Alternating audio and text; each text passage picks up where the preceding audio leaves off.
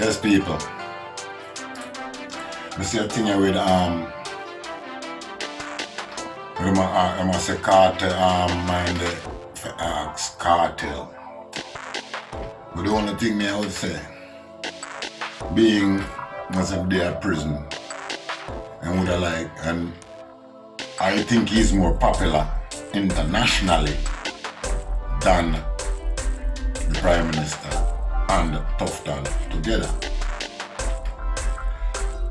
And crime, what is termed as crime, is really a means of social control. Now read an article, Crime as Social Control by Donald Black from Harvard Law School.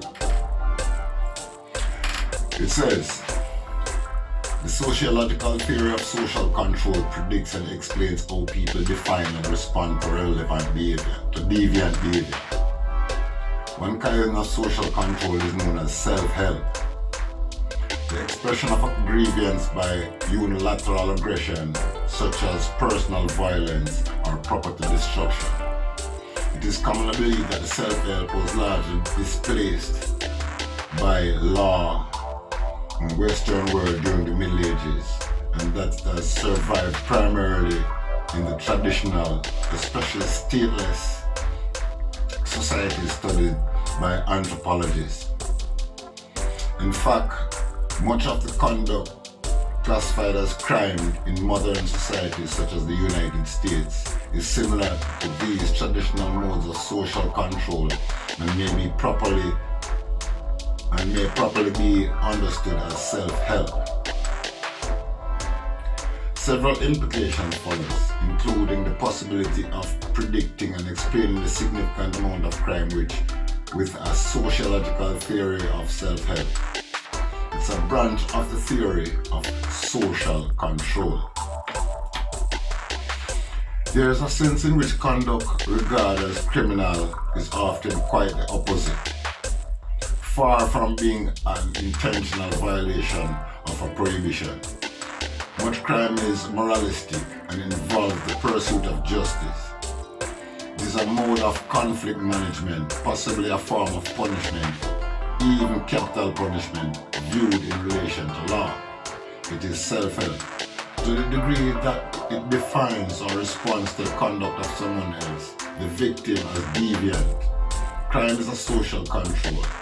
And to this degree, it is possible to predict and explain crime with aspects of the sociological theory of social control, in particular the theory of self-help. After an overview of self-help in traditional and modern settings, the following pages briefly examine, in turn, the so-called struggle between law and self-help. The deterrence of crime, the processing of self-help by legal officials, and finally the problem of predicting and explaining self-help itself.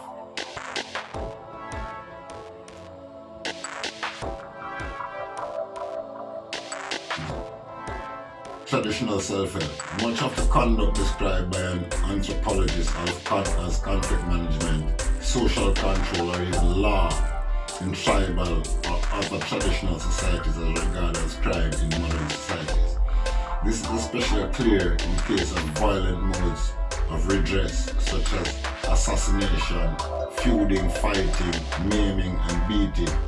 But it also applies to the classification, confiscation, and destruction of property, and to other forms of deprivation and humiliation.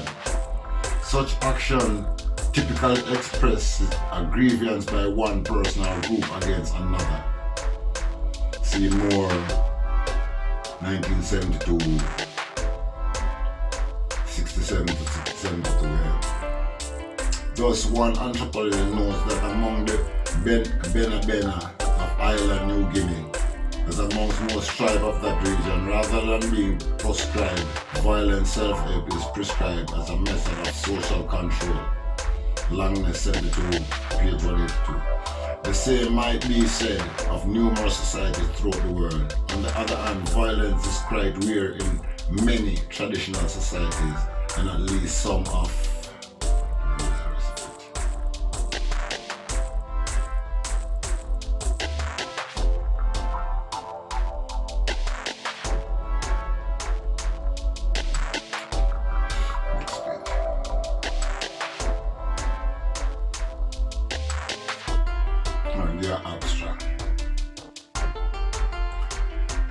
sociological theory of social control explained Journal information. The official flagship journal of the American Sociological Association, ASA, publishes works of interest on the discipline in general, new theoretical developments, results of research that advance our understanding of fundamental social processes, and important methodical innovations. All areas of sociology are welcome. Emphasis on exceptional quality and general interest. Published bi-monthly in February, April, June, August, October, and December. Information about subscription articles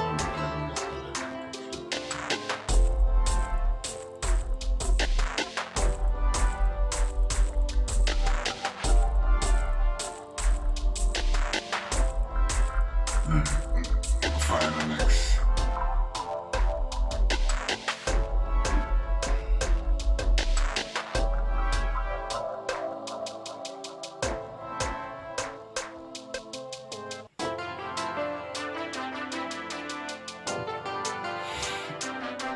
The concept of social control employed here refers specifically and exclusively to any process by which people define or respond to deviant behavior.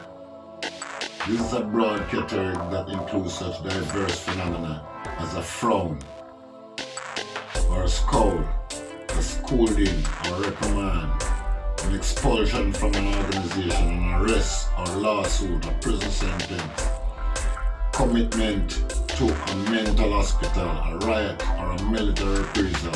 But this concept entails no assumption or implication concerning the impact of social control upon conformity, social order, or anything else, nor does it address the subjective meanings of social control for those who exercise or experience it. For these purposes, self-help refers to the expression of a grievance by unilateral aggression. It is thus distinguishable from social control through third parties such as police officers or judges, and from avoidance behavior such as desertion and divorce. This conception of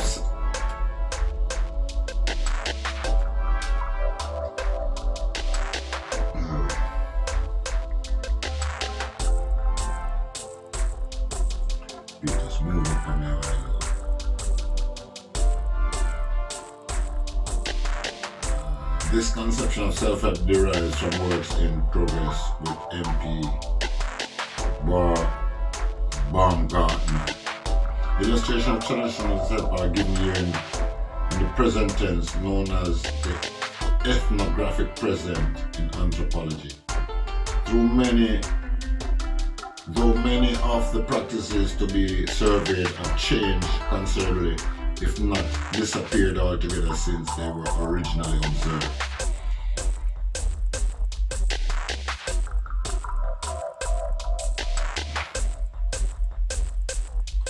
This is a preview of the book.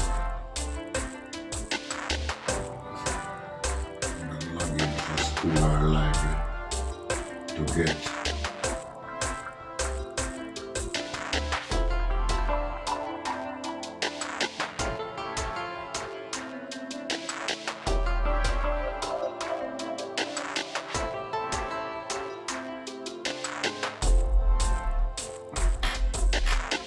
I have to become a member of this. Register whatever.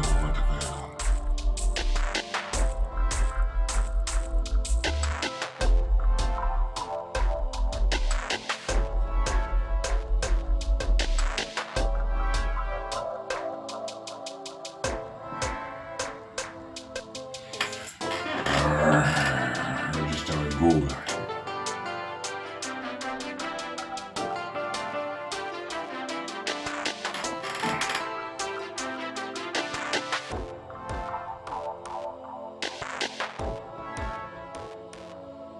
Let's see if it lets us continue.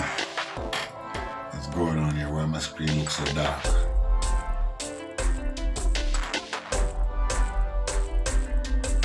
Let's complete your registration.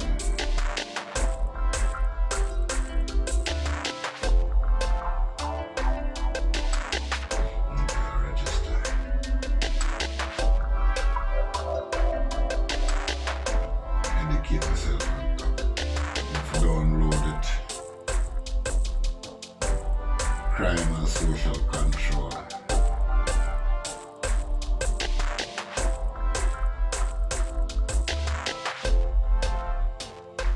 Let's see another page. Okay, now we can go on to the next page.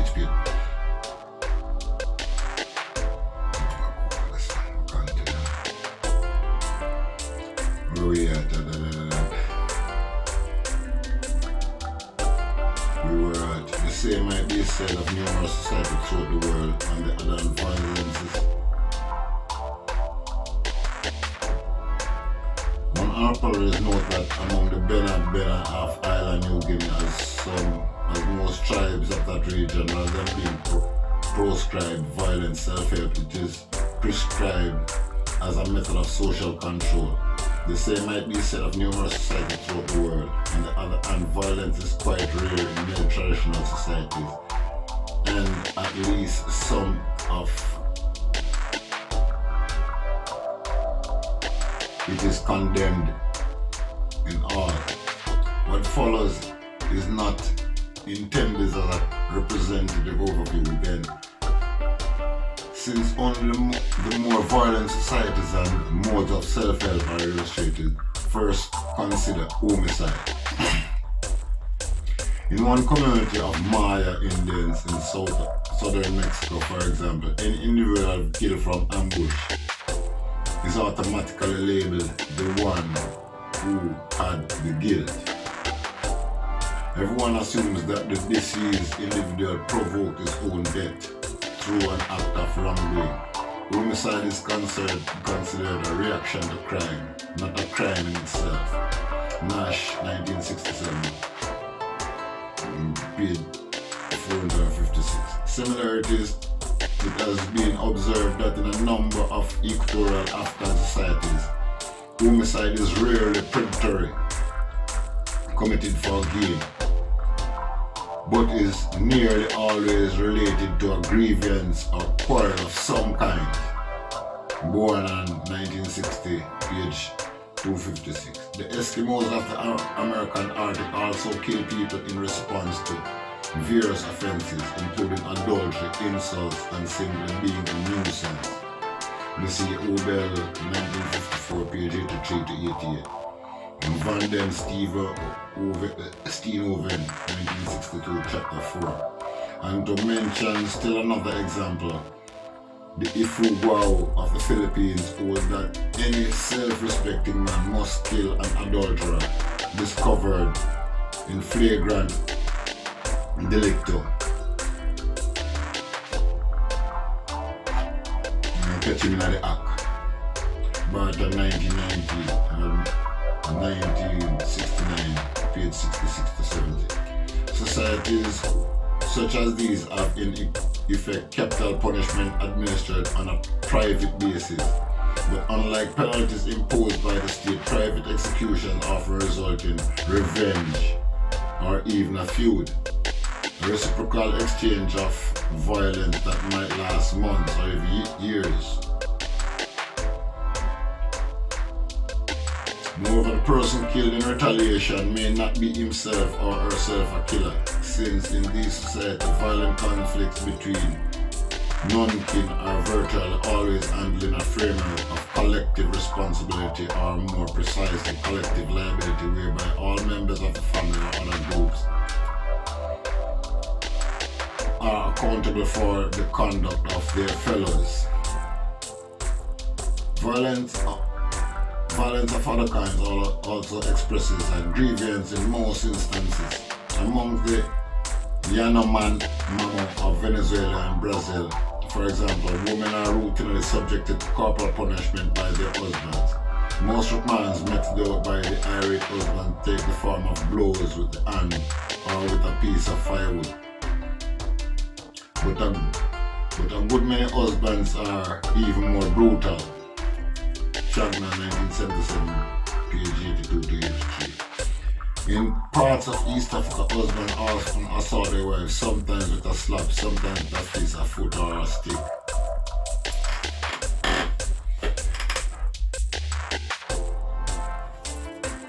And among the Kuala of Peru, a husband may beat his wife when her behavior warrants it, such as when she is lazy or runs around with other men. Boatman, 1973, page 64. Another punishment for women in some society is rape by a group of men, or gang rape.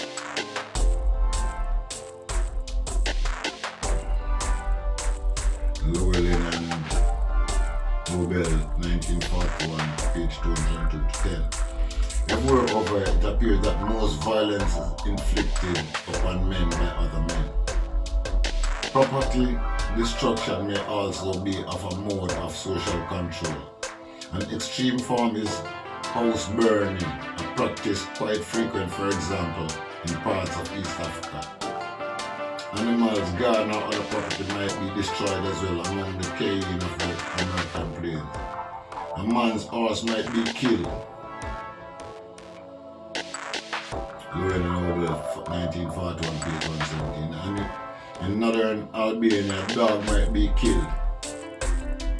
In one case in Lebanon, it was later punished as a crime. An aggravated man cut the branches off his advisor's walnut tree.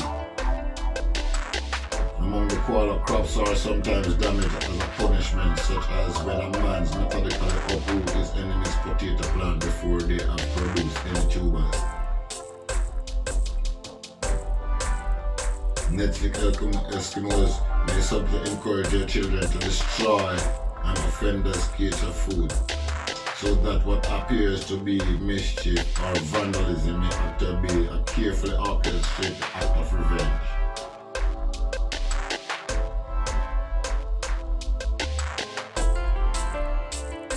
Property may also be confiscated as a form of social control, so that what might at first appear to be a modern observer as unprovoked theft or burglary proves in many cases to be a response to the misconduct of the victim. Among the Mubuti pygmies of Zaire, for instance, a seeming theft may be recognized by all as an unofficial sanction against a person who has incurred public disapproval for some reason or another.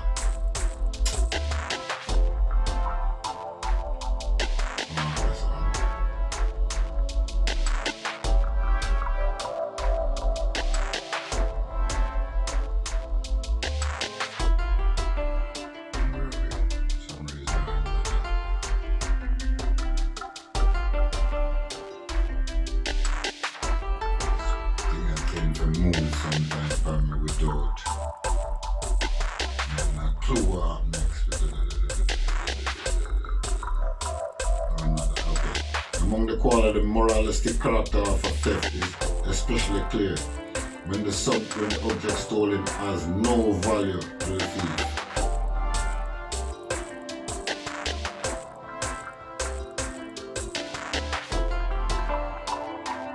Lastly, it might be noted that where women are regarded as the property of their fathers or husbands, rape may provide a means of retaliation against a man. This seems to have been involved in some of the gang rapes recorded as crimes in 14th century England. 14th century England, 1300s. Them time the black people still are ruling England.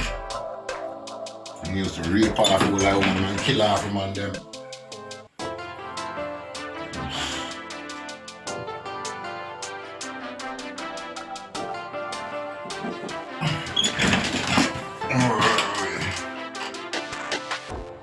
For example, where even a widow might be attacked by a group of men as an act of revenge against her deceased husband. Anna Ward, 1979, 109 to 153. In some cases then, rape may be construed as another kind of confiscation. Modern self-help. A great deal of the conduct labeled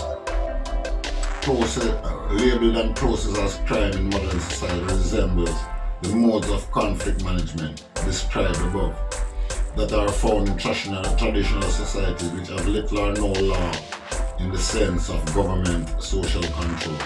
Black, 1972,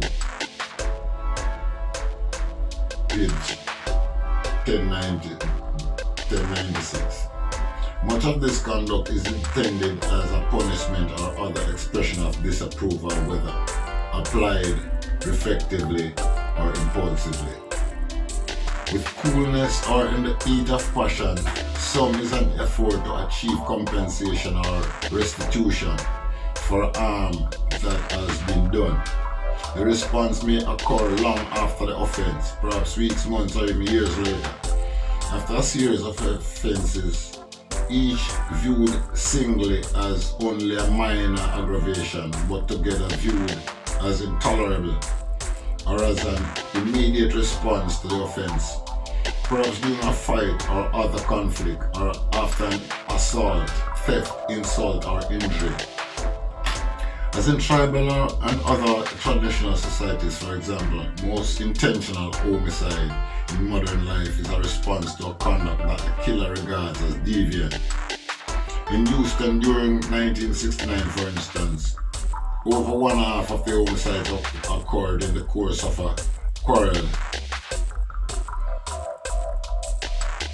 and another 1/4 occurred in alleged self-defense or were provoked, whereas only a little over 1/10 occurred in the course of predatory behavior such as burglary or robbery.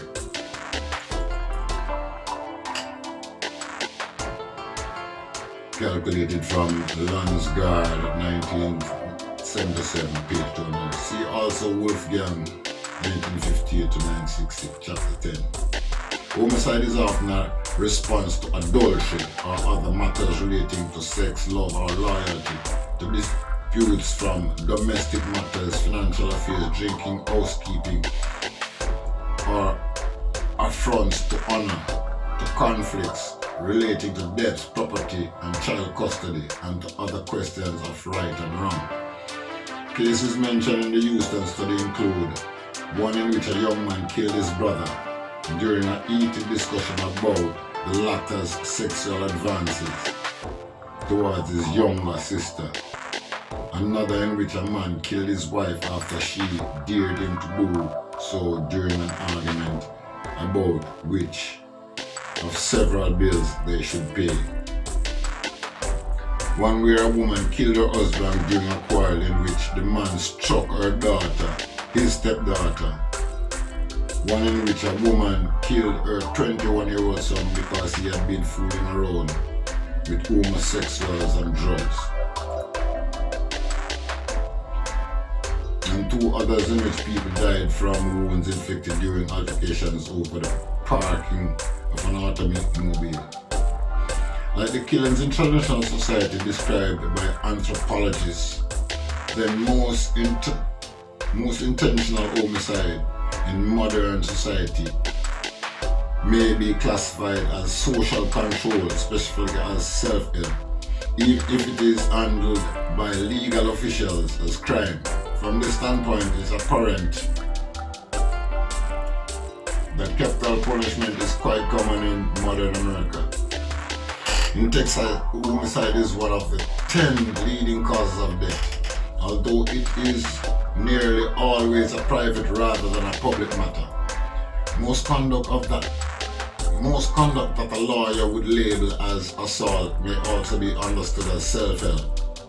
In the vast majority of cases, the people involved know one another, usually quite intimately, and the physical attack rises in the context of a grievance or quarrel. See example, Vera Institute, 1977, 22 to 44. Commonly, assault is a punishment such as when a husband beats or otherwise injures his wife because she has not lived up to his expectations.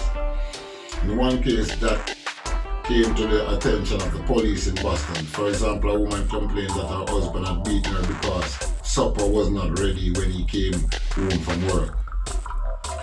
Black, 1980, page 161. A state of affairs incidentally which might have been the woman's way of expressing disapproval of her husband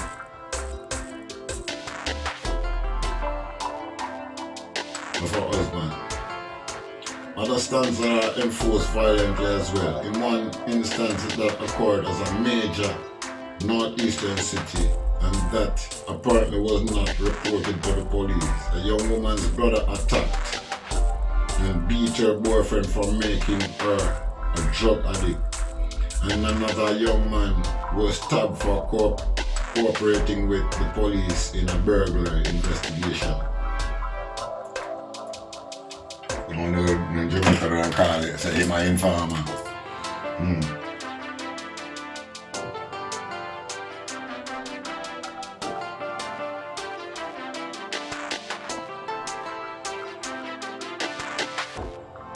In a case in Washington DC that resulted in an arrest, a boy shot his gang leader for taking more than his proper share of the proceeds from a burglary.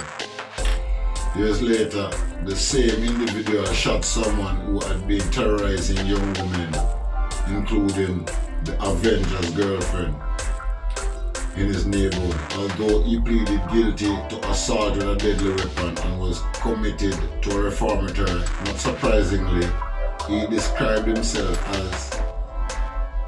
as completely right and his victim as completely wrong. Early 1977, page 62 to 66 and 69 to 70.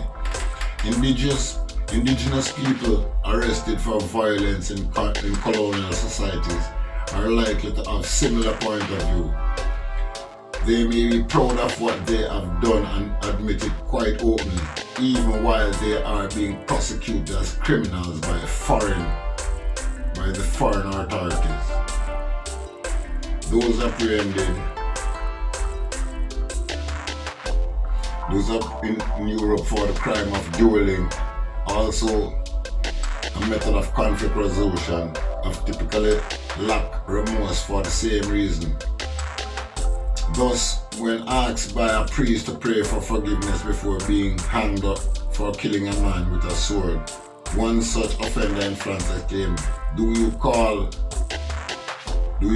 one of the cleverest thrusts in Gascony a crime?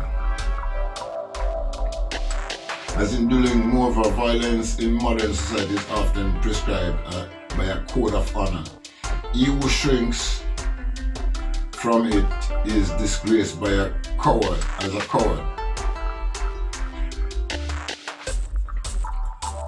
Many crimes involving the confiscation or destruction of property are proved to have a normative character when the facts come fully to light.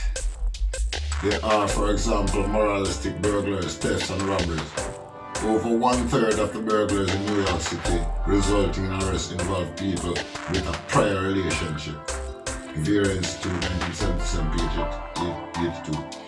And these not infrequently expressed a grievance the burglar has against his victim. In one such case, handled by the Boston police, for instance, a woman who had been informed by a neighbor complained that while she was away, her estranged husband had entered her apartment, wrecked it, loaded all her clothes into a car and driven away, presumably heading for his new home several hundred miles away. Though the specific nature of this man's grievance was not mentioned, it seemed apparent that his actions were punitive to some degree, and surely his estranged wife understood this as well. In a case in New York City, one resulting in 2 arrests for burglary, 2 black women barged into the home of an elderly white woman at midnight to confront her because earlier in the day she had remonstrated with their children for throwing rocks at her window.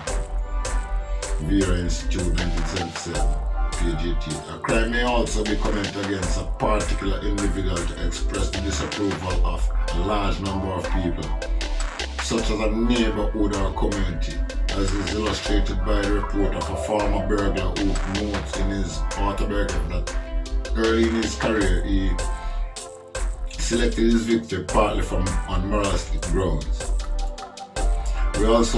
We also tried to get the dude that the neighbors didn't like too much, or the guy that was hard on the people who lived in the neighborhood.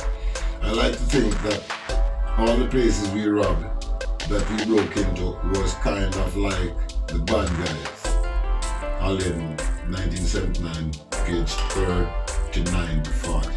It should be clear, however, that the victims of moralistic crime may be entirely unaware of why they have been selected, especially when the offender is unknown.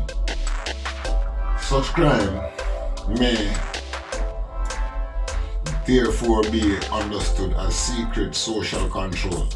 Another possible mode of self-help is robbery or theft involving violence. Thus, in New York City, where over 1/3 of the people arrested for robbery are acquainted with their victims, the crime often arises from a quarrel over money. In one case, for example, a woman reported that her sister and her sister's boyfriend had taken her purse and $40 after assaulting her and threatened to kill her baby. But she later explained that this had arisen from a misunderstanding. The boyfriend wanted reimbursement for a baby carriage that he had bought for her, whereas she thought that had been a gift. It seems in fact that many instances of robbery is a form of debt collection and an alternative to law. The same applies to embezzlement, though it may also simply express disapproval of the employer who is victimized. Conduct known as vandalism or malicious destruction of property proves to be a form of social control in many cases as well. Far from being merely malicious, non-utilitarian, or negativistic, with no purpose, no rhyme, no reason, including, quote, much vandalism in modern society is similar to the moralistic destruction of crops, animals, and other valuables in traditional society. But whereas, say, a Plains Indian might kill a horse, a modern agent of justice might damage the offender's automobile. Thus, in one American neighborhood where parking space on the street are scarce, the residents have evolved their own distribution system with its own customary rules and enforcement procedures. In the winter, one such rule is that whoever shovels the snow from a parking space is its owner, and persistent violators may find that their auto may be spray painted or otherwise abused. Vandalism may also be reciprocated in a feud-like pattern with mutual destruction. In one case in a northeastern city, a young man found that someone had broken the radio antenna from his automobile, learned from some trim who had done it, and thereupon proceeded to slash the tires of the offender's automobile. Business places and dwellings may be damaged to punish their owners or inhabitants. Arson or burning has a long history of this kind. Less severe sanctions, however, are far more infrequent in a case occurring in a suburb of New York City. For example, a young man drove his car across someone's lawn during a quarrel, and in an other incident in the same community, several young men spray painted parts of an older man's house in the middle of the night because he had called the police to disperse them when they were sitting on their cars drinking beer and listening to music. If all the facts were known, then it seems likely that much seemingly senseless and random vandalism would prove to be retaliation by young people against adults. Some may even be done by children on behalf of their parents, in a pattern analogous to that found among the Eskimos mentioned earlier. If the parents themselves are the offenders, however, other strategies might be followed among the Tarahumara Indians of northern Mexico. Children with a grievance against their parents often run away from home, staying with an uncle or grandparent for a few days before returning. Older children have similar custom locally known as losing themselves. Modern children do this as well, though like vandalism, it is commonly regarded as a form of juvenile delinquency. Finally, it might be noted that the practice of collective liability, whereby all the people in a social category are held accountable for the conduct of each of their fellows, occurs in modern as well as traditional society. This most apparent during a war, revolution, or riot, when anyone might suffer for the deed of someone else. But during peaceful times too, seemingly random, violence might often be understood in the same way. Today, a police officer might become the victim of a surprise attack by a stranger, for example because of the conduct of one or more fellow officers in the past. Seemingly random crime of other kinds may involve collective liability as well. Thus, for instance, a black rapist described his selection of white victims as a process of vengeance against white people in general. It delighted me that I was defying and trampling upon the white man's law, upon the system of values, and that I was defiling his women. And this point, I believe, was the most satisfying to me, because I was very resentful over the historical fact of how the white man has used black women. I felt I was getting revenge. Cleveland, 1968, page 14.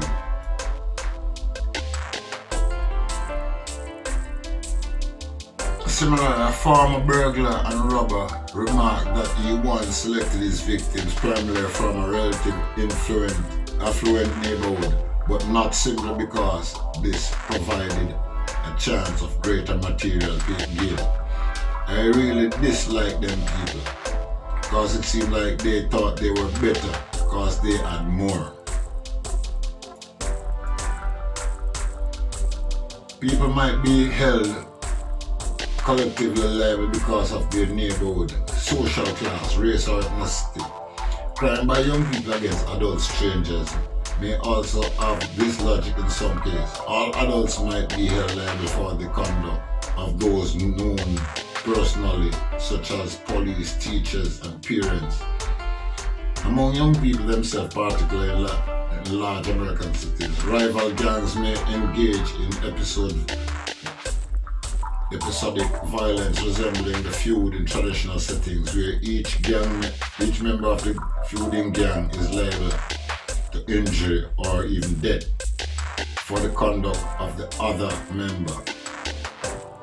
This is something like how Jamaica run right now. You might live on a street, and just because you live on the street, you can get something can happen to you. Social control, but where all them guns they come from the Jamaica for that to happen. PMP against labor right or whatever, if I go.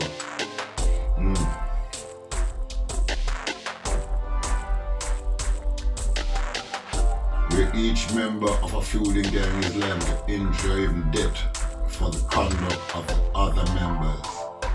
A significant amount of crime in modern society may even resemble what anthropologists describe as raiding, a kind of predatory behavior often directed at people collectively defined as deserving of revenge.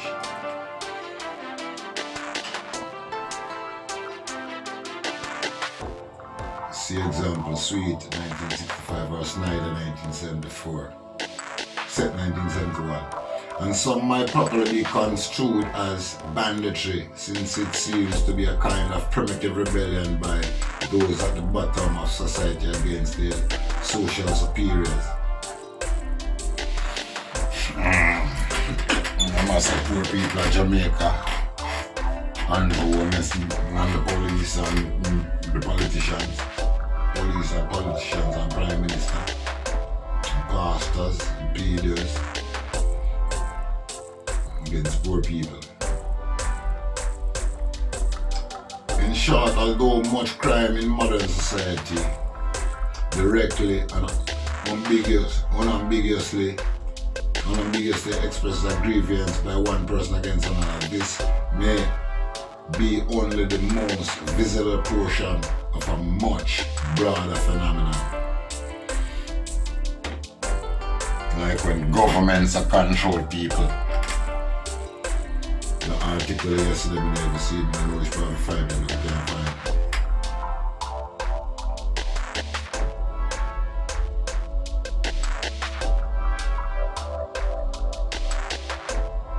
Theoretical consideration.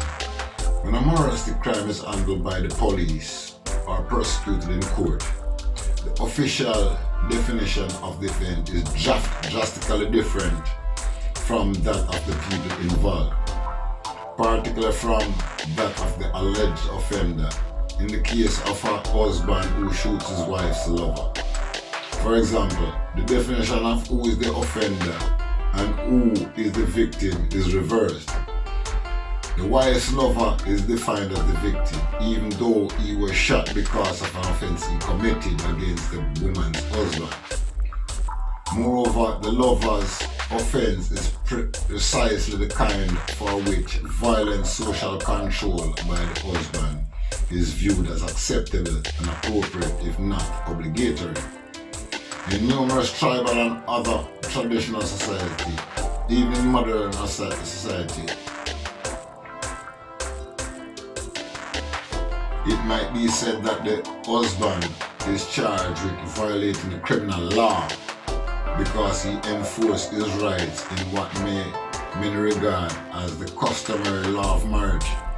The victim thus becomes the offender, and vice versa. The state prosecutes the case in its own name,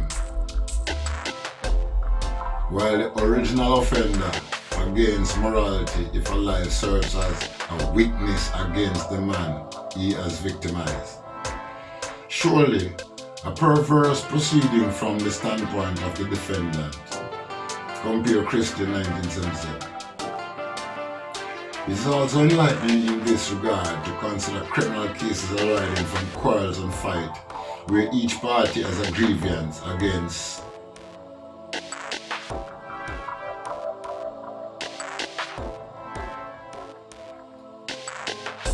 It is also enlightening in this regard to consider criminal cases arising from quarrels and fights where each party has a grievance against the other. Here the state often imposes the categories of offender and victim upon people who were contesting the proper application of these labels during the altercation in question. Whether there was originally a cross-complaint or not, however, in all of these cases, the state defines someone with a grievance as a criminal. The offense lies in how the grievance was pursued. The crime is self-help. It should be apparent from much of the foregoing that in modern society the state has only theoretically achieved a monopoly over the legitimate use of violence. The state take charge of violence, monopolize violence.